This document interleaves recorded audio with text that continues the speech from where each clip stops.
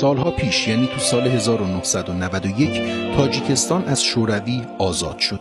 مثل یک کودک نوپا بود که به یک جهان جدیدی پا میذاره. نه پولی داشت و نه صنعتی، نه ارتش و نه مرز مشخصی، همچنین سرمایه‌ای هم در اختیار نداشت، اما اراده‌ای مثل کوه داشت تا بتونه رو پای خودش وایسه. به مرور زمان مرز، زبان و واحد پول رو مشخص کرد. نفت و گازی نداشت اما زمین نخورد و تونست به مسیر خودش ادامه بده. این کودک نوپا امروزه به یک کشور مستقل تبدیل شده. امروز برای من لحظه‌های اولینی، قدم‌های اولینی همچون با وظیفه رئیس جمهور است.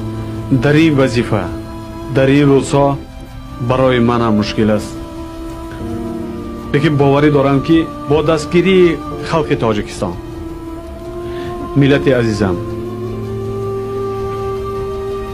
از این روزهای سخت میبریم.